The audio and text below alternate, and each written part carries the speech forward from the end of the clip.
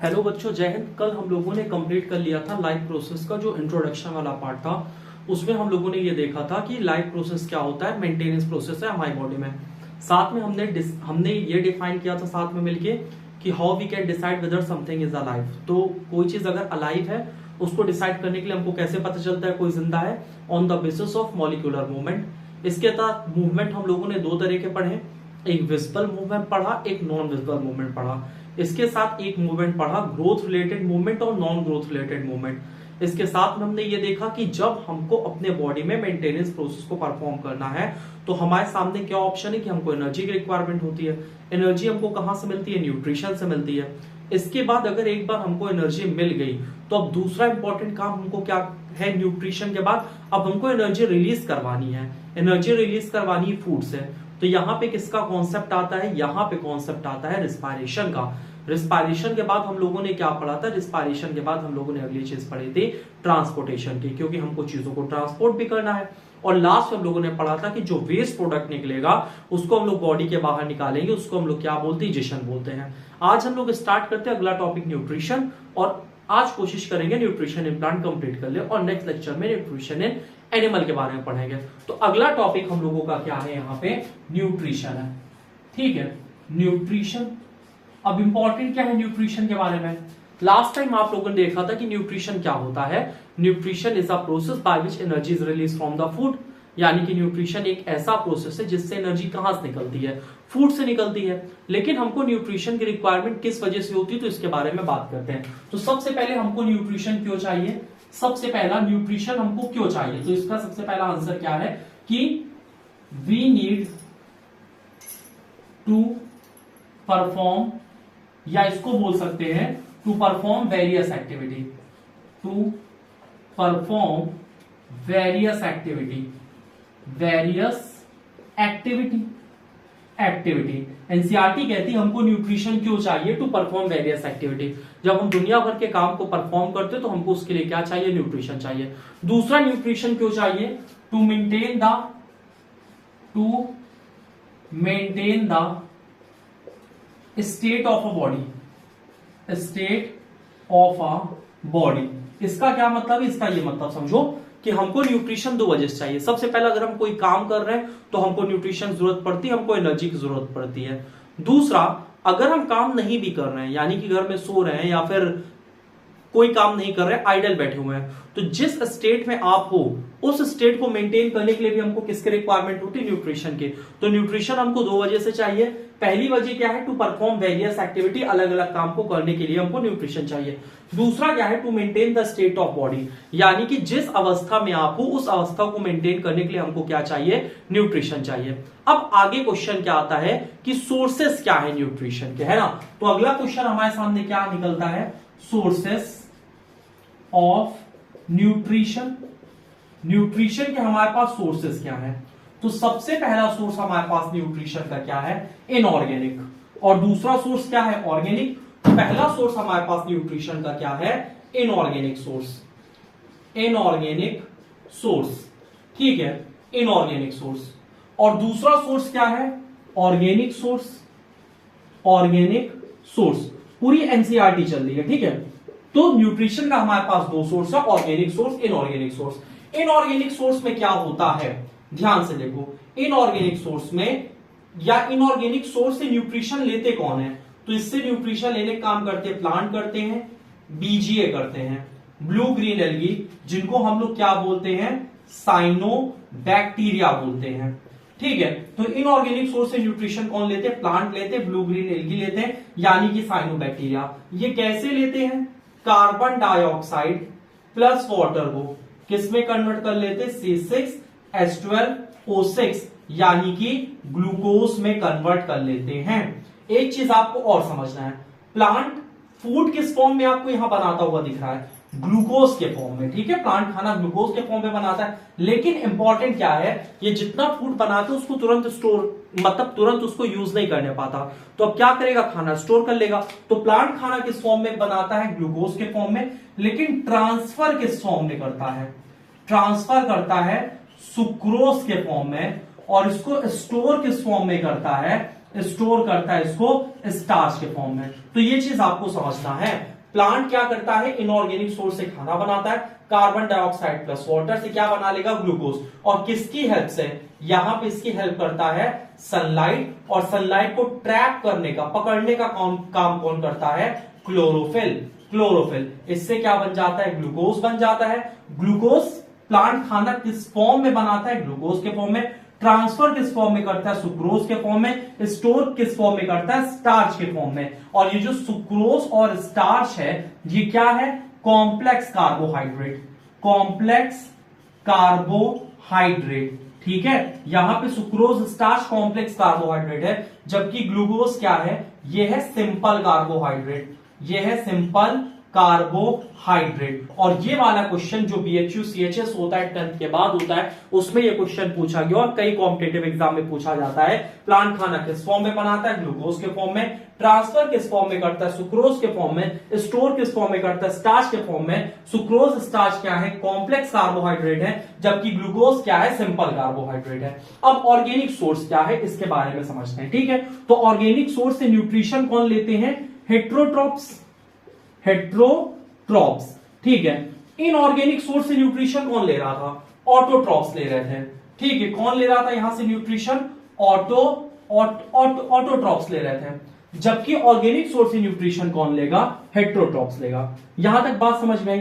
Heterotrophs क्या करते हैं, यहां से जो फूड लेते हैं वो फूड किस फॉर्म में लेते हैं, कॉम्प्लेक्स फॉर्म में लेते हैं। जैसे ये प्लांट का प्रोटीन ले लिए, ठीक है, प्लांट का कार्बोहाइड्रेट ले लिए, प्लांट का फैट ले लिए।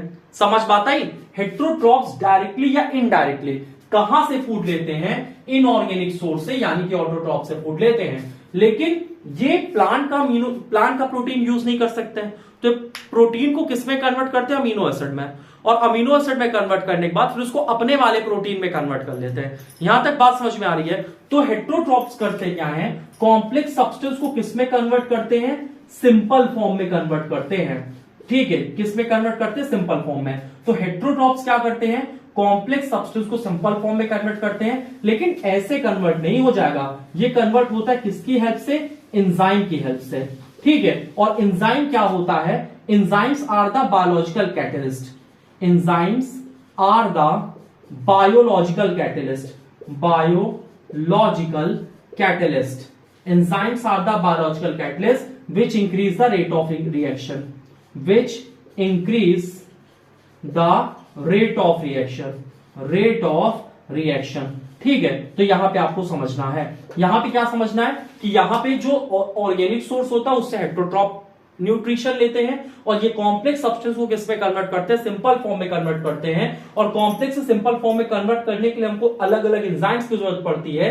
एंजाइम्स बनी किससे होती है, ज्यादातर एंजाइम प्रोटीन नेचर की होती है, ठीक है। ज्यादातर एंजाइम प्रोटीन होती है। और एंजाइम क्या होता है, बायोलॉजिकल कैटलिस्ट होता है, जो कि इंक्रीज कर देता है rate of reaction without affecting the product. Product को अफेक्ट नहीं करता, सिर्फ और सिर्फ ये क्या करता है, रिएक्शन के रेट को बढ़ा देता है। लेकिन एनिमल्स भी क्या जितना फूड लेते हैं उतना क्या तुरंत यूज कर लेंगे, नहीं यूज करने पाएंगे। एनिमल्स भी क्या करते हैं, फूड को स्टोर करते हैं। तो एनिमल्स के बॉडी में जो ग्लूकोज होता है, ठीक है, एनिमल भी क्या करते हैं, ग्लूकोज को किस में कन्वर्ट कर लेते हैं, ग्लाइकोजन में कन्वर्ट कर लेते हैं। और कहां कन्वर्ट करते हैं, लीवर में। तो यहां पे अगला पॉइंट क्या है कि जो एनिमल्स होते हैं, एनिमल्स क्या करते हैं, एनिमल्स के बॉडी में होता है ग्लूकोज, यानी कि ग्लूकोज जो फूड होता है इनके बॉडी में, उसको किसमें कन्वर्ट कर लेते हैं, ग्लाइकोजन। और कहां पे कन्वर्ट करके उसको स्टोर करते हैं, लीवर में। और ग्लाइकोजन भी क्या है, कॉम्प्लेक्स कार्बोहाइड्रेट। बात समझ में आ रही है ना। ग्लाइकोजन भी कैसा कार्बोहाइड्रेट है, कॉम्प्लेक्स कार्बोहाइड्रेट है। यहां तक चीजें क्लियर हो गई। अब हम लोग पढ़ेंगे ऑटोट्रॉपिक न्यूट्रिशन को थोड़ा डिटेल में, और समझते हैं ऑटोट्रॉपिक न्यूट्रिशन में क्या क्या चीजें होती हैं।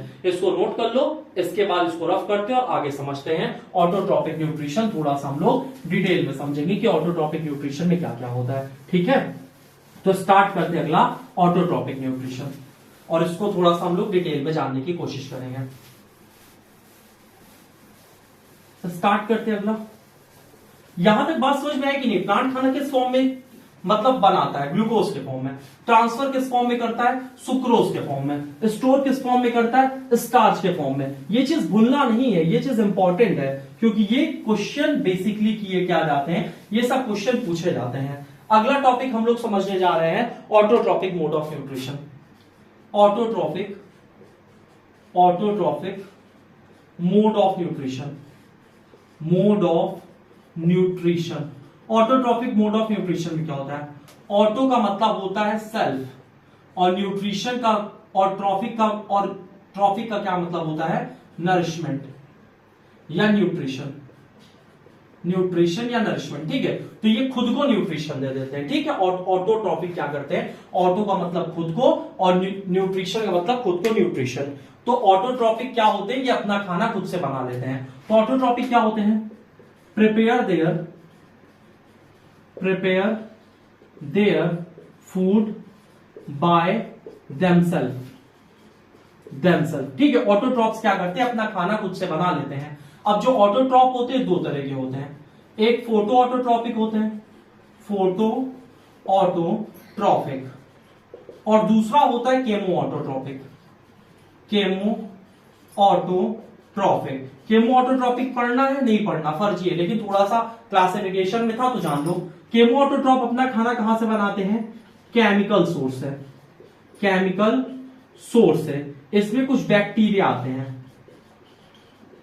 ठीक है, जबकि फोटो ऑटोट्रॉपिक अपना खाना कहां से बनाते हैं? फोटो ऑटोट्रॉपिक अपना खाना किसकी हेल्प से बनाते हैं? लाइट से। इसका एग्जाम्पल क्या हो गया फोटो ऑटोट्रॉपिक का? पहला एग्जाम्पल हो गया प्लांट, आपको पता ही है। दूसरा एग्जाम्पल हो गया BGA, ब्लू ग्रीन एल्गी, जिसको बोलते हैं साइनोबैक्टीरिया। ठीक है, तीसरा एग्जाम्पल इसका क्या है? यूग्लिना।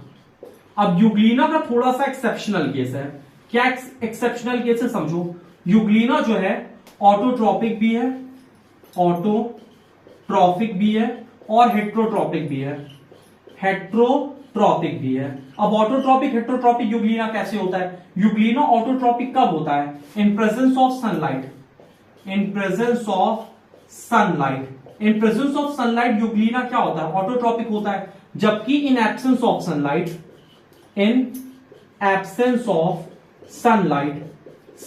की एब्सेंस में यूग्लिना कैसा होता है? हेट्रोट्रॉपिक होता है। तो यूग्लिना ऑटोट्रॉपिक भी हेट्रोट्रॉपिक भी है। सनलाइट प्रेजेंट रहेगी तो ऑटोट्रॉपिक होगा, सनलाइट एब्सेंट रहेगी तो हेट्रोट्रॉपिक होगा। इस वजह से हम लोग यूग्लिना को कहते हैं कि ये प्लांट और एनिमल दोनों की प्रॉपर्टी शो कर रहा है। तो यूग्लिना क्या है? Connecting link. किसके बीच का कनेक्टिंग लिंक है? Between plant and animal. ठीक है, तो यूग्लिना क्या है? कनेक्टिंग लिंक है। किसके बीच का? प्लांट और एनिमल के बीच का। और ये वाला क्वेश्चन ज्यादातर कॉम्पिटिटिव एग्जाम में पूछा जाता है, तो इसको भी स्टार करके लिख लेना। क्या आपके बोर्ड में आएगा? बोर्ड में कतई नहीं आएगा। कहां आएगा? कॉम्पिटिशन में पूछा जाएगा। ठीक है, तो यहां पे न्यूट्रिशन में हमने क्या पढ़ा कि ऑटोट्रॉपिक मोड ऑफ न्यूट्रिशन में क्या होता है? ये खुद से अपना खाना बना लेते हैं, यानी कि prepare food by themselves. Photo autotrophic क्या होता है बच्चा? ये अपना खाना लाइट से बनाते हैं। केमो ऑटोट्रॉपिक केमिकल से बनाते हैं, जैसे कि बैक्टीरिया। ठीक है, पर्पल सल्फर बैक्टीरिया इसका एग्जांपल है। अब फोटो ऑटोट्रॉपिक में क्या हो गया? प्लांट हो गया, ब्लू ग्रीन एल्गी हो गया, यूग्लिना हो गया। यूग्लिना कनेक्टिंग लिंक है प्लांट और एनिमल के बीच का। क्यों कनेक्टिंग लिंक है? क्योंकि जब तक लाइट रहेगी तब तक ये कैसा हो जाएगा? ऑटोट्रॉपिक, और लाइट के एब्सेंस में क्या हो जाएगा? हेट्रोट्रॉपिक हो जाएगा। तो इस वजह से इसको बोलते हैं connecting link between plant and animal. अब हम लोग photo autotrophic mode of nutrition को थोड़ा सा डिटेल में समझते हैं। ठीक है, तो अब समझते हैं थोड़ा सा फोटो ऑटोट्रॉपिक न्यूट्रिशन को डिटेल में, यानी कि प्लांट जो अपना फूड बनाता है एक्चुअल में वो किस तरह से बनाता है, इसके बारे में हम लोग थोड़ा सा देखेंगे फोटो ऑटोट्रॉपिक न्यूट्रिशन को। देखो ध्यान से, यहां पे अगला क्या है? Autotrophic nutrition. ऑटोट्रॉपिक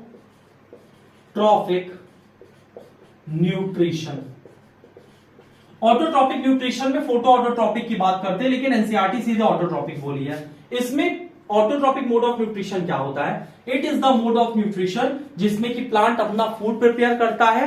ठीक है, किसकी हेल्प से? Carbon dioxide and water in the presence of sunlight and chlorophyll. Glucose बनाता है, वाटर बनाता है, ऑक्सीजन बनाता है। तो photo autotrophic mode of nutrition या ऑटोट्रॉपिक मोड ऑफ न्यूट्रिशन क्या होता है? It is the mode of nutrition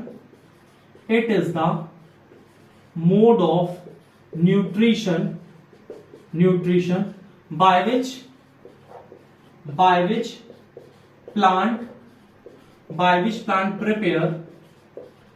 which plant prepare their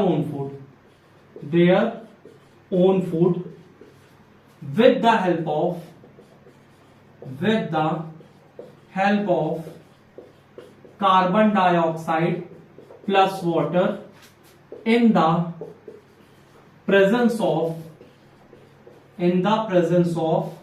sunlight and chlorophyll. Sunlight and chlorophyll. इसका क्या मतलब ये समझो। ऑटोट्रॉपिक न्यूट्रिशन क्या होता है? It is the mode of nutrition, ऐसा मोड ऑफ न्यूट्रिशन है in which plant prepare their own food, जिसमें प्लांट अपना खाना खुद से बनाता है with the help of carbon dioxide and water. ठीक है, कार्बन डाइऑक्साइड और वाटर की हेल्प से in the presence of sunlight and chlorophyll, sunlight और क्लोरोफिल की प्रेजेंस में। अब इसकी रिएक्शन थोड़ा देखते कैसे है। एनसीईआरटी लिखती है कार्बन डाइऑक्साइड प्लस वाटर। ठीक है, यहां पे क्या है? सनलाइट है, सनलाइट एंड क्लोरोफिल। क्लोरोफिल क्या बनता है? Glucose C6H12O6 plus O2 plus H2O। ठीक है, अब इसको बैलेंस कैसे करना है? देखो, सीधे से कुछ नहीं करना, यहां 6 लगाना है, यहां 12 लगाना है, यहां पे 6 लगाना है, यहां पे 6 लगाना है, रिएक्शन आपकी बैलेंस हो गई है। ठीक है, 6 12 6 और 6। ग्लूकोज को छोड़ देना, इसके साथ छेड़खानी नहीं करनी। ग्लूकोज क्या है? कार्बोहाइड्रेट, कार्बोहाइड्रेट सिंपल की कॉम्प्लेक्स, सिंपल कार्बोहाइड्रेट है। ठीक है, ग्लूकोज कैसा कार्बोहाइड्रेट है? सिंपल कार्बोहाइड्रेट, सिंपल कार्बोहाइड्रेट यहां ग्लूकोज है। फिर से समझो, यहां कार्बन डाइऑक्साइड और वाटर है, सनलाइट और क्लोरोफिल, क्या बन गया? Glucose plus oxygen plus water. यहां तक कोई प्रॉब्लम नहीं है। क्लोरोफिल करता क्या है? Absorb sunlight, absorb sunlight. Sunlight absorb करने का काम किसका होता है? क्लोरोफिल का। अब हम लोग एक्चुअल में देखते हैं कि फोटोसिंथेसिस में होता क्या है। इस पूरे प्रोसेस को हम लोग क्या बोलते हैं? Photosynthesis. Autotrophic mode of nutrition में ये जो पूरा प्रोसेस है, इस प्रोसेस को हम लोग क्या बोलते हैं? फोटोसिंथेसिस। फोटोसिंथेसिस, फोटोसिंथेसिस क्या होता है? एक ऐसा प्रोसेस है जिससे प्लांट क्या करता है? Plant prepare food, plant food बनाता है with the help of carbon dioxide and water in the presence of sunlight and chlorophyll. तो ये रिएक्शन किसकी रिएक्शन है? ये रिएक्शन है फोटोसिंथेसिस की रिएक्शन। फोटो SYNTHESIS, फोटोसिंथेसिस की रिएक्शन। तो एग्जाम में आएगा व्हाट इज फोटोसिंथेसिस? तो the process by which plant prepare their own food. और कैसे बनाता है? Carbon dioxide plus water in the presence of sunlight and chlorophyll. Sunlight को एब्जॉर्ब करने का काम कौन करता है? क्लोरोफिल एब्जॉर्ब करता है। ठीक है, और क्या बनाता है? C6H12O6 plus O2 plus H2O। इतनी बात होती है। अब हम इसके पूरे रिएक्शन को पढ़ते हैं कि यहां पे जो ग्लूकोज बना हुआ है, ग्लूकोज कैसे बनता है, और इसके बारे में थोड़ा सा जानते हैं। ठीक है, इसको थोड़ा सा चाहो तो नोट कर लो। इसके बाद फिर अब आगे की बात करते हैं कि ये जो यहां पे ग्लूकोज बन गया है, ग्लूकोज बना कैसे है। अभी हम लोग सिर्फ एनसीईआरटी पढ़ेंगे, इसके बाद जब हम लोग इसका डिटेल पढ़ेंगे ना, तो फिर उसमें हम लाइट रिएक्शन भी पढ़ेंगे और डार्क रिएक्शन भी पढ़ेंगे। लेकिन जब इसका डिटेल पढ़ेंगे चैप्टर खत्म होने के बाद लास्ट में, तब हम लोग वहां पे थोड़ा सा इसकी चर्चा करेंगे। बाकी अभी कोई जरूरत नहीं। 11th में, तो 11th में आप लोग ऑलरेडी पढ़ोगे। देखो यहां पे हुआ क्या, यहां पे रिएक्शन एक बार फिर से लिखते हैं। Carbon dioxide plus water in the presence of sunlight and chlorophyll. Chlorophyll क्या बन जाएगा? C6H12O6 plus O2 plus H2O। ये बात सबको पता है। यहां पे 6 12 6 और 6। अब इस रिएक्शन में होता क्या क्या है ये सुनो। सबसे पहला, लाइट एनर्जी जो होती है, light energy converted into chemical energy. Chemical energy, यहां पे जो लाइट एनर्जी आती है वो किस पे कन्वर्ट कर दी जाती है? केमिकल एनर्जी में। दूसरी चीज यहां पे क्या होती है ये समझो, यहां पे वाटर ब्रेकडाउन होता है, वाटर ब्रेक होता है। समझ बात आई? और इसके साथ वाटर ब्रेक होने के बाद क्या होता है ये समझो। यहां वाटर ब्रेक हुआ, वाटर ब्रेक होने के बाद carbon dioxide is reduced into carbohydrate. Carbohydrate, carbon dioxide किस में रिड्यूस हो जाता है? कार्बोहाइड्रेट में रिड्यूस हो जाता है। क्लियर है ना यहां तक? और इसके बाद ऑक्सीजन क्या होता है? रिलीज हो जाता है। तो क्वेश्चन क्या आता है एग्जाम में ये सुनो ये जो यहाँ ऑक्सीजन रिलीज हो रहा है ये CO2 से आया है कि वाटर से आया है? तो आंसर क्या होगा, ये ऑक्सीजन कहां से आया है, वाटर से आया है। बात समझ में आई ना। और CO2 किस में कन्वर्ट हो जाता है, ग्लूकोज में। और CO2 रिड्यूस होता है ग्लूकोज में क्योंकि यहां पे क्या ऐड होता है, हाइड्रोजन ऐड होता है। तो इसको प्रॉपर वे में नोट कर लेना। यहां कार्बन डाइऑक्साइड प्लस वाटर है, सनलाइट क्लोरोफिल, ग्लूकोज बना ऑक्सीजन और वाटर। यहां पे वाटर ब्रेक हुआ, वाटर ब्रेक होने से हाइड्रोजन निकल के गया CO2 पास, और CO2 किसमें रिड्यूस हो गया, CO2 रिड्यूस हो गया यहाँ पे कार्बोहाइड्रेट में। यहाँ पे प्रॉपर वे में CO2 क्या होता है, रिड्यूस हो जाता है। अब इसके बाद अगर इसको प्रॉपर वे में समझना तो देखो कैसे होता है। यहां पे CO2 है प्लस यहां पे क्या है, वाटर है, यहां पे C6H12O6 है प्लस O2 है प्लस H2O है। अब देखो यहां वाटर ब्रेक हुआ और हाइड्रोजन यहां से यहां निकल के गया और CO2 किस में कन्वर्ट हो गया, ग्लूकोज में। ठीक है, तो यहां पे वाटर का क्या हुआ, ऑक्सीडेशन हुआ, ऑक्सीडेशन, क्योंकि वाटर से यहां क्या निकल रहा है, वाटर से यहां हाइड्रोजन निकल रहा है, फोटोलिसिस हुआ ना। यहां क्या हुआ, एक टर्म और यूज करते हैं, फोटोलिसिस। फोटोलिसिस का मतलब होता है, लिसिस का मतलब ब्रेक डाउन, और फोटो का मतलब सनलाइट। तो सनलाइट के प्रेजेंस में वाटर टूटा और हाइड्रोजन जाके किससे अटैच हो गया, CO2 से। तो वाटर से हाइड्रोजन निकल गया, यानी कि वाटर ने हाइड्रोजन को डोनेट कर दिया, और जब हाइड्रोजन रिमूव होता है तो इसका क्या हो गया, ऑक्सीडेशन। और removal of hydrogen is oxidation. ठीक है, देखो समझो, हाइड्रोजन रिमूव हुआ तो ऑक्सीडेशन, और हाइड्रोजन यहां से ग्लूकोज के पास लग गया, CO2 के पास लग गया, और CO2 का यहां पे क्या हो गया, रिडक्शन हो गया, CO2 का रिड्यूस, यानी CO2 रिड्यूस इनटू किसमें, कार्बोहाइड्रेट में। CO2 किसमें रिड्यूस होता है, कार्बोहाइड्रेट, कार्बोहाइड्रेट। CO2 रिड्यूस किसमें होता है, कार्बोहाइड्रेट में। समझ बात आई, वाटर टूटा, वाटर का ऑक्सीडेशन हुआ और हाइड्रोजन जाके CO2 पे लगा, और CO2 रिड्यूस किसमें हो गया, कार्बोहाइड्रेट। और बाकी ये जो ऑक्सीजन बचा, ऑक्सीजन यहां पे क्या हो गया, रिलीज हो गया as a by product. Oxygen यहां as a by product release हो गया, और बाकी यहां पे वाटर है। ये यहां तक बात समझ में आई। अब एक चीज तुमको बताते हैं, ध्यान से देखो, ये पूरा जो फोटोसिंथेसिस का प्रोसेस है कहां पे चलता है, ये पूरा फोटोसिंथेसिस का प्रोसेस चलता है क्लोरोप्लास्ट में। ये पूरा फोटोसिंथेसिस का प्रोसेस कहां चलता है, क्लोरोप्लास्ट में। और क्लोरोप्लास्ट में दो रिएक्शन होती है। सबसे पहली रिएक्शन होती है लाइट रिएक्शन, दूसरी रिएक्शन होती है डार्क रिएक्शन। ठीक है, लाइट रिएक्शन में क्या होता है, वाटर ब्रेक होता है।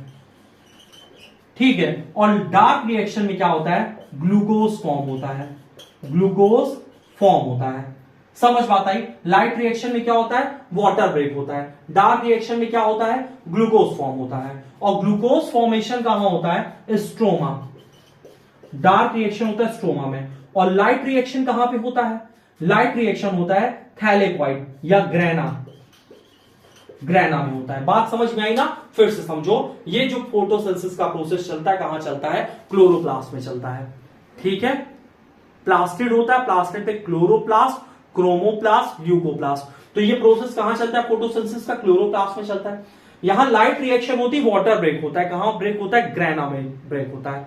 और जो प्रोडक्ट होता है लाइट रिएक्शन का, वो कहां यूज हो जाता है, डार्क रिएक्शन में। और डार्क रिएक्शन में किसका फॉर्मेशन होता है, ग्लूकोज फॉर्म होता है। कहां फॉर्म होता है, स्ट्रोमा में, क्योंकि जो एंजाइम प्रेजेंट होती है डार्क रिएक्शन की कहां प्रेजेंट होती है, स्ट्रोमा में प्रेजेंट होती है। यहां तक बात समझ में आई, यहां तक बात समझ में आ गई होगी, इसको प्रॉपर वे में नोट कर लो। क्लियर है ना, कोई प्रॉब्लम नहीं होगी, यहाँ पे कोई चीज नहीं समझ में आती कमेंट करना।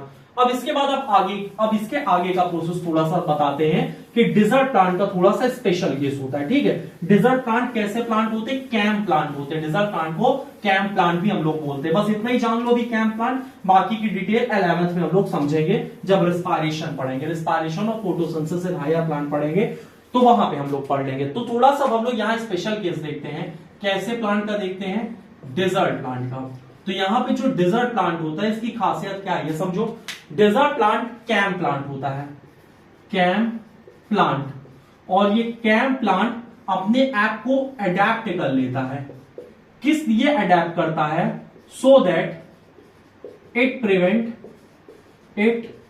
Prevent water loss, water loss. देखो कैंप प्लांट कहां पाया जाता है, डिजर्ट एरिया में पाया जाता है। डिजर्ट एरिया में लाइट खूब है, यानी कि यहां पे लाइट ज्यादा है। लाइट ज्यादा होने की वजह से क्या होगा, ट्रांसपायरेशन। ट्रांसपायरेशन, ट्रांसपायरेशन क्या होता है? वाटर लॉस, यानी पानी का लॉस होना। यहां तक बात समझ में आई।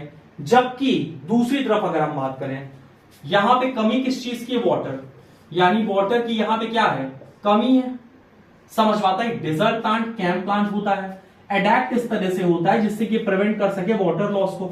समझ पाता है? यहां पे लाइट खूब होती है, ठीक है, इससे टेम्परेचर ज्यादा होगा, इससे टेम्परेचर क्या होगा? ज्यादा, इससे ट्रांसपायरेशन होगा, वाटर लॉस खूब होगा, और साथ साथ में पानी यहां पे कम है। तो डिजर्ट प्लांट में अडेप्टेशन हो जाती है। क्या अडेप्टेशन हो जाती है? ये कहता है भैया वाटर लॉस तुम कहां से करवाओगे? ये कहता है वाटर लॉस तुम्हारा स्टोमेटा से करवा देंगे। बोलेगा कब करवाओगे? तो ये कहता है दिन के समय करवा देंगे। तो डिजर्ट प्लांट कहता है हम अपन स्टोमेटा न खोल दिन के समय। समझ पाता है? तो डिजर्ट प्लांट क्या करता है? डिजर्ट प्लांट क्या करता है? ये स्टोर CO2 एट नाइट। ये CO2 कब स्टोर कर लेता है? रात में। किस फॉर्म में? In the form of malic acid. In the form of malic acid. समझ बात आई? And in day time malic acid convert into किस में कन्वर्ट हो जाता है? CO2 में। फिर से समझो, डेजर्ट प्लांट क्या करता है? स्टोर करता है CO2 एट नाइट। रात के समय ये CO2 को स्टोर कर लेता है, ठीक है। तो ये अपना स्टोमेटा कब ओपन करता है? ओपन स्टोमेटा कब ये अपना स्टोमेटा ओपन करता है? नाइट में। दिन में स्टोमेटा नहीं ओपन करेगा, ठीक है। तो ये क्या करता है? स्टोर करता है CO2 एट नाइट, क्योंकि ओपन कर लेता है अपना स्टोमेटा कब? रात में। इसके बाद क्या होता है? और इसको स्टोर करता है in form of malic acid. NCERT लिखती है डिजर्ट प्लांट एक इंटरमीडिएट प्रोडक्ट बनाता है। Intermediate product. तो इंटरमीडिएट प्रोडक्ट यहां पे क्या है? मैलिक एसिड है। और दिन के समय क्या करता है? मैलिक एसिड किसमें कन्वर्ट कर लेता है? CO2 में। तो डिजर्ट प्लांट में ये एडेप्टेशन होती है। साथ साथ में लीफ लॉस हो जाता है, लीफ लॉस, जिससे कि ट्रांसपायरेशन क्या होता है? ट्रांसपायरेशन क्या होता है? कम हो जाता है। समझ पाते? पत्तियां होती नहीं। सेकंड स्टोमेटा होता है। सेकंड स्टोमेटा मतलब स्टोमेटा डीप एम्बेडेड रहता है इसके स्टेम्स में।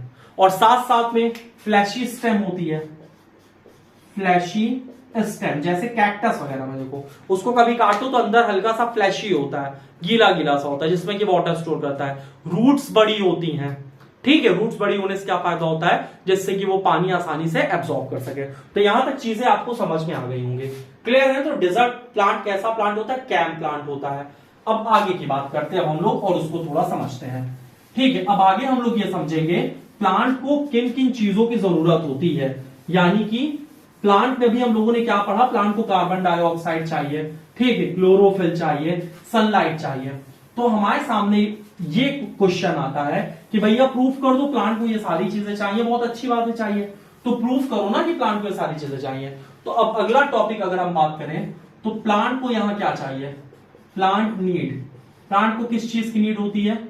कार्बन डाइऑक्साइड की नीड होती है। दूसरा किसकी नीड होती है? क्लोरोफिल। तीसरी किसकी नीड होती है? सनलाइट। तो आपके एनसीईआरटी में दो चीज दिया, प्रूफ करो CO2 जरूरी है प्लांट के लिए और क्लोरोफिल जरूरी है। तो अब हम लोग सबसे पहले प्रूफ करेंगे। हमको प्रूफ क्या करना है? ये हमारा एम है। एम हमको क्या प्रूफ करना है? कि यहां पे जो क्लोरोफिल होता है, क्लोरोफिल ये नेसेसरी है। किस लिए नेसेसरी है? For photosynthesis. फोटोसिंथेसिस के लिए, ठीक है। तो सबसे पहले प्लांट को क्या चाहिए? CO2 चाहिए, क्लोरोफिल चाहिए, सनलाइट चाहिए। और हमको हमारा एम ये कि हमको प्रूफ करना है कि chlorophyll is the necessary for photosynthesis. यानी क्लोरोफिल जरूरी है, किस लिए जरूरी है? फोटोसिंथेसिस के लिए। तो इसमें करना क्या है? ध्यान से देखो, सबसे पहले हमको प्लांट लेना है। कैसा प्लांट? जिसमें वेरीगेटेड लीफ हो। वेरीगेटेड लीफ क्या होती है? किसमें होती है? मनी प्लांट और क्रूटॉन्स। ठीक है, एनसीईआरटी 2 एग्जांपल लिखता। मनी प्लांट और क्रूटॉन्स में कैसी होती है वेरीगेटेड लीफ? जैसे ये एक पॉटेड प्लांट है, ठीक है, ये इसमें लीफ बन गई। अब यहां वाला एरिया क्या होगा, ये वाला एरिया थोड़ा सा वाइट होगा, तो यहां पे जो क्लोरोफिल होगा, क्लोरोफिल यहां पे कैसा होगा, कम। समझ बात आई? और ये वाला एरिया कैसा होगा, डार्क ग्रीन, यानी कि यहां पे क्लोरोफिल कैसा होगा, ज्यादा। क्लोरोफिल कैसा होगा, ज्यादा। और ये एक पॉटेड प्लांट है। हमको अब इस प्लांट को क्या करना है, सबसे पहले डी स्टार्च कर लेना है। डी स्टार्च का मतलब इसको स्टार्च खत्म कर देना है। तो हम क्या करेंगे, इसको 3 से 5 दिन हम इसको कहां रखेंगे, डार्क में रखेंगे। 3 से 5 दिन डार्क में रखेंगे तो डी स्टार्च हो जाएगा, यानी कि स्टार्च इसका क्या हो जाएगा, यूज हो जाएगा। यानी कि प्लांट स्टार्च को यूज कर लेगा, क्योंकि फोटोसिंथेसिस हो नहीं रही है। किस वजह से नहीं हो रही है, लाइट की एब्सेंस की वजह से फोटोसिंथेसिस नहीं हो रही। तो हम इसको क्या कर लेंगे, डी स्टार्च कर लेंगे। डी स्टार्च करने के बाद हम इसको क्या करेंगे, फिर से हम इस प्लांट को, ये रहा प्लांट, हम इस प्लांट को क्या करेंगे, 5 से 6 घंटे, 5 to 6 आवर्स कहां रखेंगे, सनलाइट में रखेंगे, यानी कि इसमें फोटोसिंथेसिस हो गई। लेकिन एक बात बताओ, अब लाइट हमने क्या किया, कुछ समय के लिए इसको लाइट दिया, तो यहां पे जो डार्क ग्रीन वाला पोर्शन होगा, यहां फोटोसिंथेसिस हो जाएगी, लेकिन यहां पे फोटोसिंथेसिस नहीं होगी। ये बात याद रखना, व्हाइट वाली जगह पे अभी फोटोसिंथेसिस नहीं होगी या बहुत कम होगी, जबकि जो डार्क वाला ग्रीन जगह है वहां पे फोटोसिंथेसिस हो जाएगी, और फोटोसिंथेसिस हो जाएगी, ग्लूकोज बन जाएगा। ग्लूकोज बन जाएगा तो स्टार्च के फॉर्म में स्टोर हो जाएगा। समझ बात आई कि नहीं आई? यहां तक बात समझ में आ गई? तो यहां पे ये जो व्हाइट वाला पोर्शन है, यहां पे स्टार्च कम होगा और यहां पे स्टार्च ज्यादा। तो यहां पे क्या आ जाएगा, फोटोसिंथेसिस के बाद स्टार्च कैसा रहेगा, कम की ज्यादा, मोर। और यहां पे क्या रहेगा, स्टार्च लेस या नेग्लेजिबल रहेगा। बात समझ में? इसके बाद हमको इस लीफ को क्या करना है, इस लीफ को हमको बॉईल कर लेना है। ये लीफ आ गई, हमको इस लीफ को क्या करना है, बॉईल करना है। बॉईल करने से क्या होगा, जो इसकी सेल मेम्ब्रेन होगी, सेल मेम्ब्रेन क्या होगी, ब्रेक हो जाएगी, जिससे कि प्रॉपर स्टेन होगा। समझ बात आई? सेल मेम्ब्रेन ब्रेक हो गई तो इसकी स्टेनिंग अच्छे से होगी। इसके बाद हमको क्या करना है, इस लीफ को हमको वाटर बाथ देना है। इस लीफ को क्या करना है, वाटर बाथ देना है।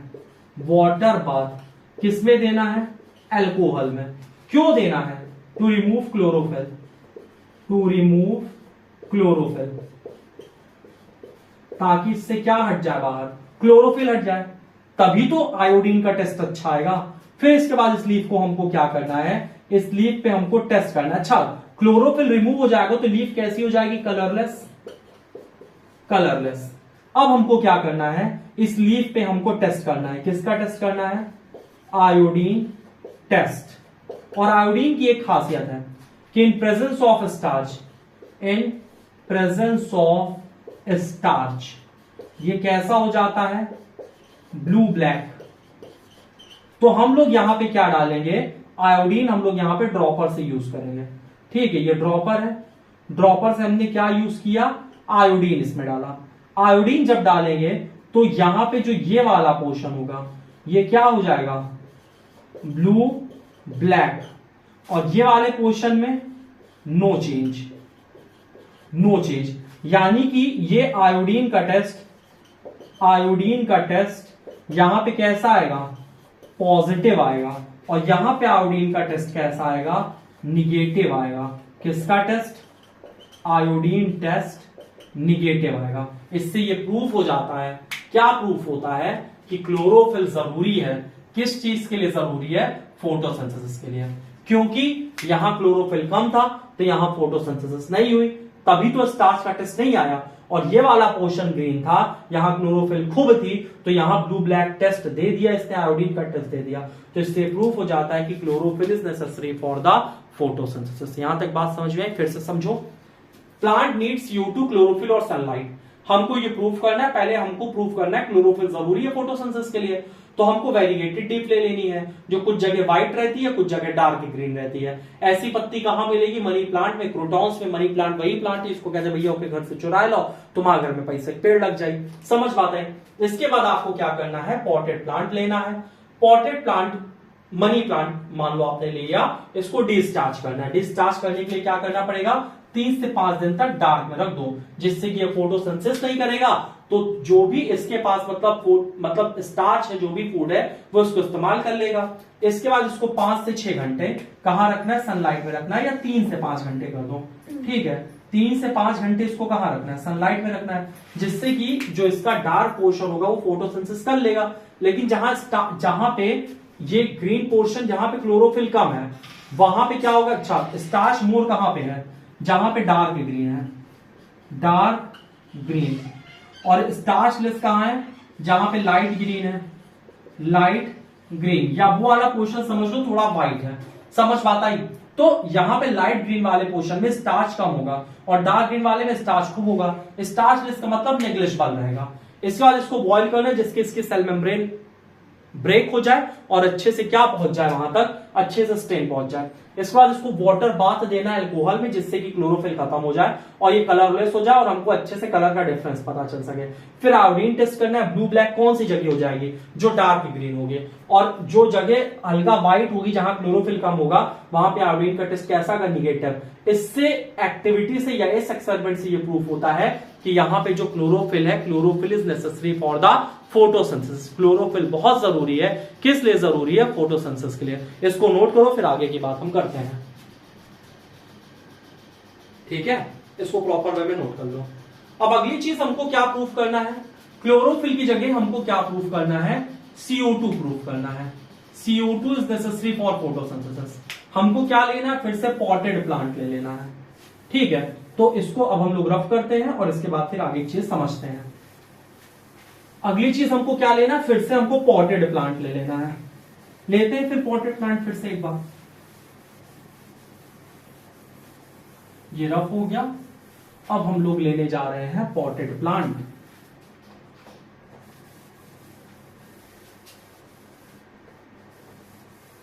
चलो समझो, अगली चीज हमको क्या लेनी? Potted plant. पॉटेड प्लांट ले लेना है। अब इस प्लांट में क्या करना है? देखो, एक प्लांट ये है, ये, ठीक है। ये पॉटेड प्लांट हमने ले लिया। एक दूसरा पॉटेड प्लांट ले लेना है। ये ले लिया पॉटेड प्लांट, अच्छी बात है। इसको प्रॉपर वे में कवर कर दो, इसको भी प्रॉपर वे में कवर कर दो। हमने यहां पे क्या रख दिया? KOH, potassium hydroxide. ये क्या करेगा? एब्सॉर्ब कर लेगा CO2 को। यहां पे हमको ऐसा कुछ नहीं करना, यहां पे पोटेशियम हाइड्रोक्साइड नहीं रखना। देखो, सबसे पहले हमको करना क्या है? ये पोटेशियम हाइड्रोक्साइड CO2 एब्सॉर्ब कर लेता। अभी ये चीज याद रखो, पहले सुनो। ये 2 पॉटेड प्लांट ले लेना है। हमको इन दोनों प्लांट को क्या करना है? डिस्टार्च कर लेना है। डिस्टार्च कैसे करोगे? आपको पता है। इसको 3 से 5 दिन तक डार्क में रखो, अंधेरे में रखो, तो डिस्टार्च हो जाएगा। इसमें जो भी स्टार्च होगा वो सब यूज हो जाएगा। इसके बाद क्या करना है? इसके बाद इस सेटअप में आपको यहां पे KOH रख देना है। KOH, potassium hydroxide. ये क्या करेगा? एब्सॉर्ब कर लेगा CO2। क्वेश्चन कैसे आएगा? MCQ आएगा आपके एग्जाम में, और उसमें ऐसे ही रहेगा और KOH ऐसे रख देगा। मतलब यहां KOH रख देगा और इसके बाद पूछेगा कि भैया बताओ ये क्या है, तो तुमको बताना पड़ेगा। ऐसे एरो करके क्वेश्चन मार्क कर देगा ये क्या है, तो तुमको बताना पड़ेगा कि ये KOH है, पोटेशियम हाइड्रोक्साइड। अब तुमको क्या करना है? इसको 3 से 5 दिन तक डार्क में रखो, जिससे कि इसका स्टार्च खत्म हो जाए, डिस्टार्च हो जाए। इसके बाद आपको क्या करना है? यहाँ KOH रखना है। ये दूसरा स्टेप है। KOH क्या करेगा? एब्सॉर्ब कर लेगा CO2 को। और इस सेटअप को आपको कहां रखना है? सनलाइट में। सनलाइट में कितनी देर तक रखना है? 3 से 5 घंटे तक। यहां CO2 अब नहीं है। इसके बाद आपको क्या करना है? इन दोनों की लीफ को, इसकी लीफ को क्या करना है? बॉईल करना है। बॉईल करने के बाद इसको वाटर बाथ देना है। किसमें? अल्कोहल में। और फिर किसका टेस्ट करना है? Iodine test. और आयोडीन टेस्ट करने पे हमको क्या पता चलेगा, हमको यह पता चलेगा कि जिसमें QH रखा है यहां पे जो फोटोसिंथेसिस है, फोटोसिंथेसिस यहां पे नहीं होगी। समझ बात आई? तो ये जो स्टार्च का टेस्ट है, स्टार्च का टेस्ट यहां क्या आएगा, नहीं आएगा, यानी कि निगेटिव आएगा। यहां पे जो ब्लू ब्लैक कलर है, ब्लू ब्लैक कलर नहीं आएगा, जबकि इस वाले सेटअप में ब्लू ब्लैक कलर आ जाएगा। इससे ये प्रूफ हो जाएगा कि CO2 किस लिए जरूरी है, फोटोसिंथेसिस के लिए जरूरी है। सेम सेटअप आपको करना है, कौन सा सेटअप, ये वाला सेटअप, जो क्लोरोफिल वाला सेटअप। लेकिन इसमें आपको 2 प्लांट, पॉटेड प्लांट ले लेना है कंपेयर करने के लिए, और एक एडिशनल चीज मिलानी है KOH, बाकी सब सेम है। इसको नोट कर लो। इसके बाद अब हम लोग समझेंगे गैसियस एक्सचेंज इन प्लांट कैसे होता है। ठीक है, गैसियस एक्सचेंज इन प्लांट समझते हैं। अगला topic gaseous exchange in plant या exchange of gases in plant. Exchange of gases in plant. Plant में गैसेस एक्सचेंज कहां से होता है, तो 3 जगह से होता है। सबसे पहला लीफ से, दूसरा कहां से होता है स्टेम से, तीसरा कहां से होता है रूट से। लीफ में कहां से होता है स्टोमेटा से। समझ पाते हैं? लीफ का थोड़ा स्ट्रक्चर देख लो, एक एनसीईआरटी वाला स्ट्रक्चर लीफ का बनाती है।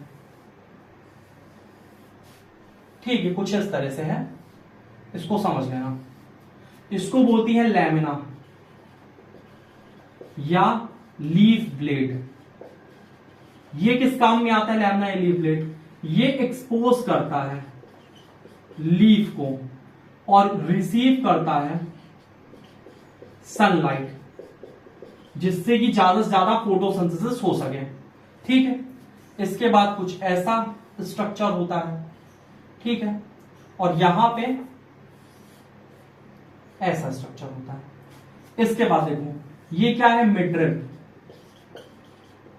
ये प्लांट को क्या प्रोवाइड करता है, सपोर्ट। समझ पाता है? जैसे हवा वगैरह तेज चल रही है तो लीफ पे किसी तरह की श्रिंकेज वगैरह ना आ जाए, तो ये सपोर्ट प्रोवाइड करेगा। ये वाला पार्ट क्या है, ये वीन है। वीन का क्या काम होता है, ट्रांसपोर्ट रूट। ये ट्रांसपोर्ट रूट होता है। ट्रांसपोर्ट रूट का मतलब ट्रांसफर करने का रास्ता। क्या ट्रांसफर करता है, सुक्रोज, वाटर, मिनरल। ये वाला क्या पोर्शन है, ये वैस्कुलर बंडल है। वैस्कुलर बंडल, वैस्कुलर बंडल में क्या, xylem and phloem. Xylem phloem क्या करता है, ये ट्रांसपोर्ट करता है। जाइलम क्या ट्रांसपोर्ट करता है बताओ, वाटर और मिनरल। फ्लोएम क्या ट्रांसपोर्ट करता है, फूड ट्रांसपोर्ट करता है। बात समझ में? तो ये लीफ है। लीफ में गैस एक्सचेंज कहां से होता है, स्टोमेटा से। और लीफ का स्ट्रक्चर पहले देखो, ये नॉर्मल लीफ है कि पत्ती में क्या क्या पार्ट होता है। लैमिना क्या होता है, ऐसे ब्रॉड पार्ट होता है जिससे कि फोटोसिंथेसिस होता है। इसके बाद मिडरिब, मिडरिब सपोर्ट प्रोवाइड करता है। वीन क्या करता है, ट्रांसपोर्टेशन में हेल्प करता है। ठीक है, और क्या क्या ट्रांसपोर्ट करता है, सुक्रोज, वाटर और मिनरल। इसके बाद वैस्कुलर बंडल, जाइलम फ्लोएम, ये लीफ तक सारे न्यूट्रिशन को पहुंचाता है। इसको नोट करो। नोट क्यों करना है भैया, एनसीईआरटी है, और एनसीईआरटी में है तो फिर एग्जाम में पूछ सकता है। ऐसे इसको एरो करके क्वेश्चन मार्क कर देगा, बताओ ये क्या है। इसको एरो करके क्वेश्चन मार्क कर देगा, वीन को एरो करके क्वेश्चन मार्क कर देगा। तो क्वेश्चन मार्क इस तरह से कर देगा तो इस तरह से मतलब क्वेश्चन पूछे जा सकते हैं। क्लियर है, ये लिख लिया है, अच्छी बात है। अब हम टीएस बताते हैं लीफ का, ट्रांसफर सेक्शन ऑफ लीफ। देखो ट्रांसफर सेक्शन कैसे होता है लीफ का।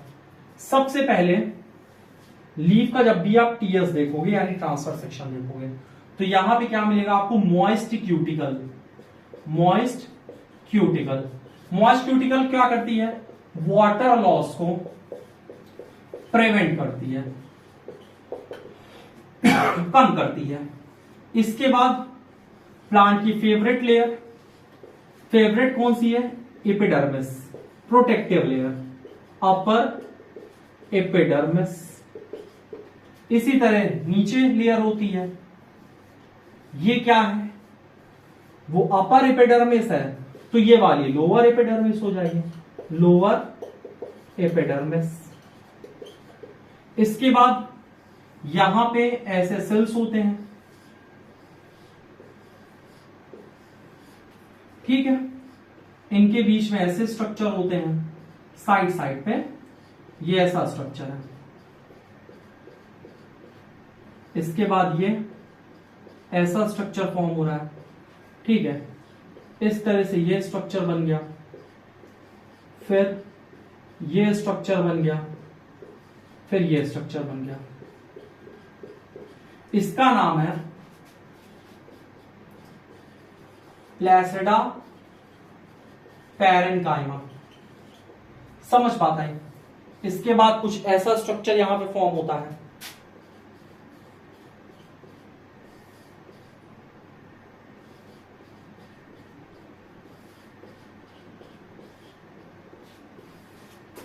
ऐसा स्ट्रक्चर, ठीक है, ये प्लेसिडा पैरेन्काइमा है, ये स्पॉन्जी पैरेन्काइमा है, स्पॉन्जी पैरेन्काइमा। सर समझना नहीं समझना बच्चा, ये एनसीईआरटी में नहीं है, एनसीईआरटी में इसको लिखा है mesophyll tissue, mesophyll tissue. Mesophyll tissue ऐसी सेल होती है, ऐसी टिश्यू होती है जिसमें क्लोरोप्लास्ट का नंबर ज्यादा होता है। तो यहां पे ये जो है ये है क्लोरोप्लास्ट, क्लोरोप्लास्ट, ठीक है। और मेसोफिल सेल में करीब 20 से 40 क्लोरोप्लास्ट होते हैं, नॉर्मल सेल में कम होते हैं, यहां पे क्लोरोप्लास्ट ज्यादा है। ये बीच में क्या है? एयर स्पेस, एयर स्पेस, ठीक है। यहां पे ऐसे स्ट्रक्चर प्रेजेंट होता है, ये क्या है? स्टोमा, यानी कि स्टोमेटा, ठीक है, स्टोमेटा ऐसा है। ये क्या हो गया? स्टोमेटा। और ये सेल कौन सी सेल हो गई? गार्ड सेल, जो कि कंट्रोल करती है opening and closing of stomata. तो ये हो गया टीयर्स ऑफ लीफ। इसको नोट करो, फिर आगे बताते हैं। एयर स्पेस इसमें मेंशन है, मेंशन एयर स्पेस, ठीक है, तो इसको नोट करो, फिर अगला पॉइंट बताते हैं। कंप्लीट हो गया, ठीक है।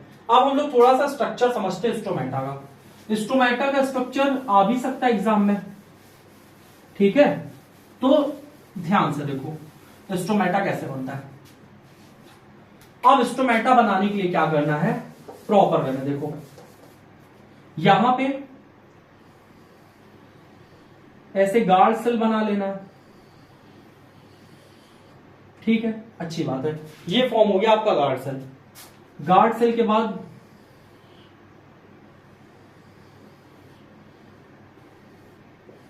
ये ऐसे लेयर होती है,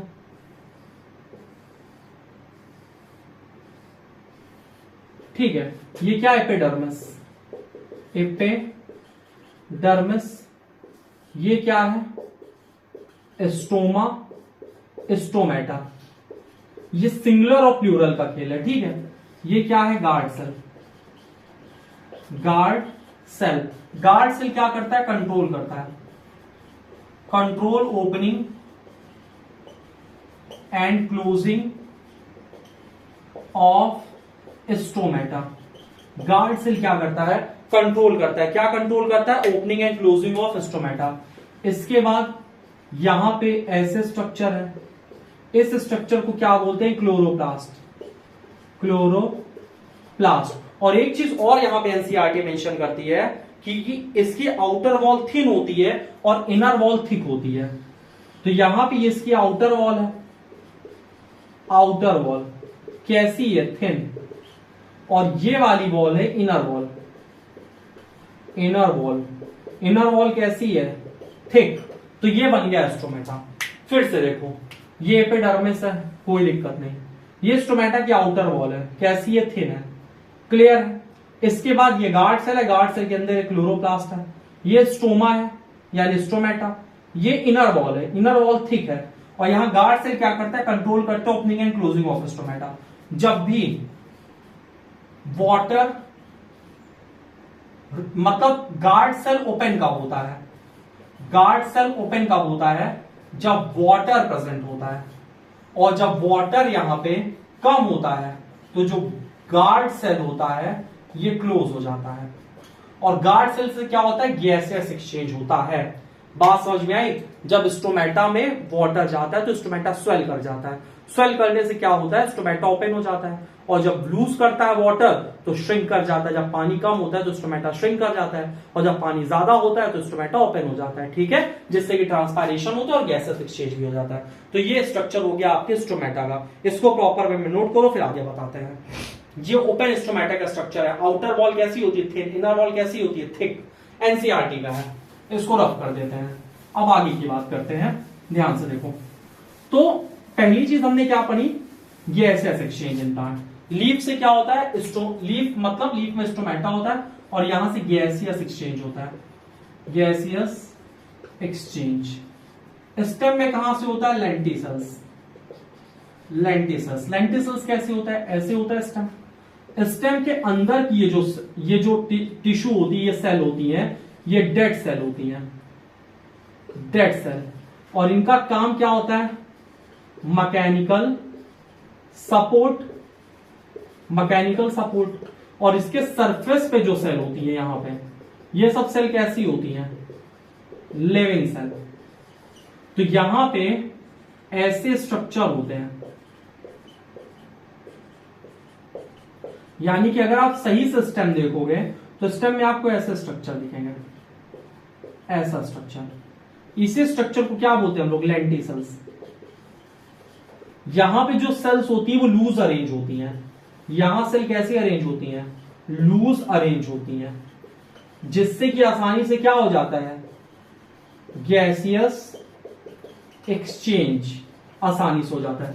तीसरा रूट, रूट पे एक्सचेंज ऑफ गैसेस किसके थ्रू होता है, रूट हेयर के थ्रू गैसेस एक्सचेंज होता है, ठीक है। तो लीफ में किससे होता है, स्टोमेटा के थ्रू गैस एक्सचेंज होता है, स्टेम में लेंटिसल्स के थ्रू होता है, और रूट में किससे होता है, रूट हेयर के थ्रू। अब इसके बाद अब अगला टॉपिक हम लोग समझते हैं, ठीक है। अगला टॉपिक यहां पे क्या है, what are the other material needed by plant for the process of photosynthesis, या फिर what are the other material needed by plant for its survival, या what are the outside raw material needed by plant. तो what are the outside material other than CO2 and water needed by plant, मतलब what are the outside material, या what are the outside material other than CO2 and water needed by plant। CO2 और water तो photosynthesis के लिए चाहिए, water plant कहां से ले लेता है, सॉइल से ले लेता है, ठीक है। तो ये तो प्लांट को मिल जाता है, लेकिन और क्या क्या चाहिए प्लांट को, तो प्लांट को और चाहिए नाइट्रोजन, नाइट्रोजन के बाद और क्या चाहिए, फॉस्फोरस, फॉस्फोरस के साथ और क्या चाहिए, आयरन, आयरन के बाद और क्या चाहिए, मैग्नीशियम। नाइट्रोजन क्यों चाहिए, जिससे कि प्लांट क्या बना सके, प्रोटीन बना सके। समझ बात आई। और प्लांट प्रोटीन मतलब नाइट्रोजन किस फॉर्म में लेता है, तो नाइट्रेट के फॉर्म में लेता है और नाइट्राइट के फॉर्म में लेता है। और प्लांट के जो नाइट्रोजन के सोर्स होते हैं, दो सोर्स होते हैं, दो सोर्स होते हैं। पहला सोर्स क्या है प्लांट का, ऑर्गेनिक सोर्स, और दूसरा सोर्स क्या है, इनऑर्गेनिक। ऑर्गेनिक सोर्स में क्या है, बैक्टीरिया की मदद से ले लेगा, nitrogen fixing bacteria, nitrogen fixing bacteria. Nitrogen fixing bacteria का यहां पे क्या एग्जांपल है, राइजोबियम। और इनऑर्गेनिक सोर्स से प्लांट नाइट्रोजन कहां से लेता है, सॉइल से ले लेता है। तो प्लांट को नाइट्रोजन चाहिए प्रोटीन बनाने के लिए, किस फॉर्म में लेता है, नाइट्रेट के फॉर्म में और नाइट्राइट के फॉर्म में लेता है, ठीक है। नाइट्रेट और नाइट्राइट का अगर हम यहां पे फॉर्मूला देखें तो नाइट्रेट का फॉर्मूला होता है NO3 negative, NO3 negative nitrate. Nitrite का क्या होता है, NO2 निगेटिव। यही है फॉर्मूला, यही है नाइट्राइट, नाइट्रेट। नाइट्रेट का होता है NO3 निगेटिव और नाइट्राइट का होता है NO2 निगेटिव, ठीक है। और नाइट्रोजन का सोर्स, प्लांट नाइट्रोजन कहां से लेता है? दो जगह से, एक ऑर्गेनिक इनऑर्गेनिक। ऑर्गेनिक किसकी हेल्प से लेगा? बैक्टीरिया की हेल्प से, ठीक है, राइजोबियम। और जबकि इनऑर्गेनिक क्या है? सॉइल। फॉस्फोरस प्लांट के किस काम में आता है? Cell division. फॉस्फोरस किस चीज में हेल्प करता है? Cell division. तो जब आपको पता है सीड को जब ग्रो होना रहता है तो उसमें सबसे इंपॉर्टेंट क्या होता है? सेल को डिवाइड करना। और सेल डिवाइड किसकी वजह से होगा? फॉस्फोरस। तो फॉस्फोरस हेल्प करता है सेल डिवीजन में। इसके बाद आयरन। आयरन कहां काम देता है? ईटीसी ने, electron transport chain. Electron transport chain में कौन हेल्प करता है? आयरन हेल्प करता है। क्या बनाने में मदद करेगा? एटीपी बनाने में, एनर्जी बनाने में। और मैग्नीशियम किस काम में आता है? आपको पता है जो क्लोरोफिल होता है, क्लोरोफिल के सेंटर कोर पे क्या प्रेजेंट होता है? मैग्नीशियम प्रेजेंट होता है, ठीक है। तो मैग्नीशियम बहुत ज्यादा इंपॉर्टेंट है। किस चीज के लिए? एग्जांपल किस लिए इंपॉर्टेंट है? क्लोरोफिल के लिए। और इसके साथ साथ में मैग्नीशियम एक्टिवेट सम एंजाइम। मैग्नीशियम कुछ एंजाइम को एक्टिवेट भी करता है। तो यहां पे ये आपका जो आज का टॉपिक है ये कंप्लीट होता है। इसको नोट करो। अब थोड़ा सा हम तुमको रिवीजन करवा देते हैं आज क्या क्या पढ़े हैं। आज हम लोगों ने पढ़ा है प्लांट के बारे में कि प्लांट में ऑटोट्रॉपिक मोड ऑफ न्यूट्रिशन में क्या क्या होता है। तो ऑटोट्रॉपिक मोड ऑफ न्यूट्रिशन में हम लोगों ने क्या क्या पढ़ा है कि फोटो ऑटोट्रॉपिक, केमो ऑटोट्रॉपिक पढ़ा है, ठीक है। प्लांट इनऑर्गेनिक सब्सटेंस को किस पे कन्वर्ट कर लेता है? ऑर्गेनिक में। इसके बाद CO2 किसमें मतलब रिड्यूस होता है? कार्बोहाइड्रेट में रिड्यूस होता है। और एब्जॉर्ब करने के लिए क्या चाहिए CO2 को? KOH, पोटेशियम हाइड्रोक्साइड, ठीक है। और ये आउटसाइड रॉ मटेरियल ये तो है। तो आज की क्लास इतनी ही। आई होप आपको सारी चीजें समझ में आई होंगी। चैनल को लाइक करो, कमेंट करो, शेयर करो, सब्सक्राइब करो। तब तक के लिए जय हिंद।